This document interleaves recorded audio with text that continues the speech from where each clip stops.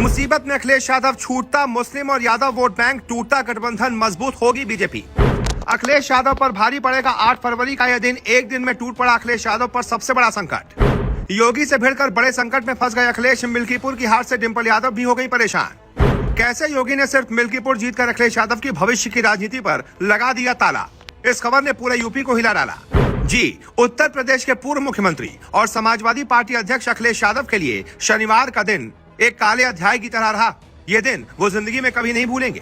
उन्हें दिल्ली चुनाव और यूपी उपचुनाव के दोनों मोर्चों पर करारी हार का सामना करना पड़ा। दरअसल अखिलेश यादव ने दिल्ली विधानसभा चुनाव के दौरान आम आदमी पार्टी को समर्थन दिया था। यूपी में सहयोगी कांग्रेस वहां अलग चुनावी मैदान में थी, लेकिन अखिलेश ने सहयोगी को नजरअंदाज कर दिया। लोकसभा चुनाव 2025 में इंडिया गठबंधन के तहत अखिलेश यादव और कांग्रेस ने मिलकर प्रदेश में चुनाव लड़ा था और बड़ी जीत हासिल की थी।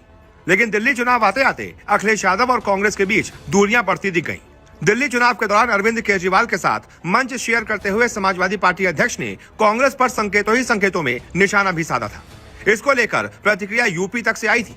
ऐसे में अब उत्तर प्रदेश विधानसभा चुनाव 2027 की रणनीति पर सवाल उठने लगे हैं। अखिलेश यादव पिछले दिनों लगातार अपनी रणनीति को लेकर चर्चा में रहे।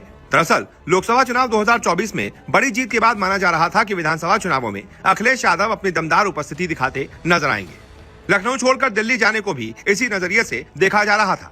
हालांकि अब ऐसा होता नहीं दिख रहा। लोकसभा चुनाव में सीटों के लिहाज से तीसरे नंबर की पार्टी बनने वाली समाजवादी पार्टी को विधानसभा चुनावों में कुछ विशेष तरजीह नहीं मिलती दिखी।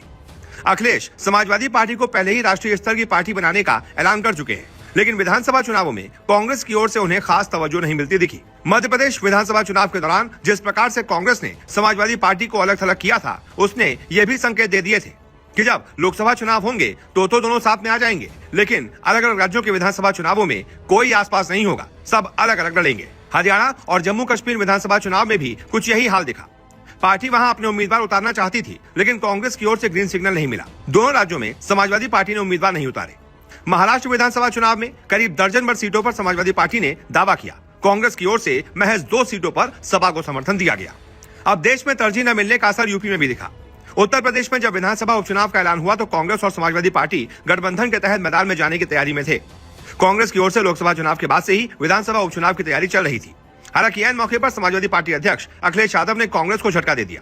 कांग्रेस 5 सीटों पर चुनावी मैदान में उतरने की घोषणा कर रही थी। अखिलेश यादव 2 सीट से ज्यादा देने के मूड में नहीं थे।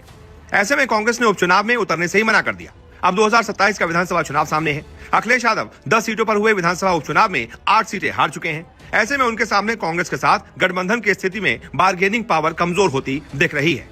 विधानसभा उपचुनाव के परिणाम के आधार पर सहयोगी दल उनसे ज्यादा सीटों की उम्मीद करते नजर आएंगे। अगर कांग्रेस के साथ गठबंधन आगे चलता है तो पार्टी कम सीटों पर अब नहीं मानेगी, ये तय है। कांग्रेस ने दिल्ली के चुनाव से अपनी रणनीति साफ कर दी है। ऐसे में एक बार फिर 2017 और 2022 की तर्ज पर यूपी के चुनावी मैदान में तमाम दल अलग अलग दावेदारी पेश करते नजर आए तो ज्यादा आश्चर्य नहीं होना चाहिए। ये स्थिति अखिलेश यादव के लिए मुश्किल भरी हो सकती है। अखिलेश ने जिस प्रकार से पिछड़ा दलित अल्पसंख्यक यानी कि पीडीए पॉलिटिक्स के जरिए प्रदेश की राजनीति को एक अलग दिशा देने का प्रयास किया, उसे अब बहुत बड़ा झटका लगने वाला है। ऐसे में आप बताइए, इस मुद्दे पर आपकी क्या राय है?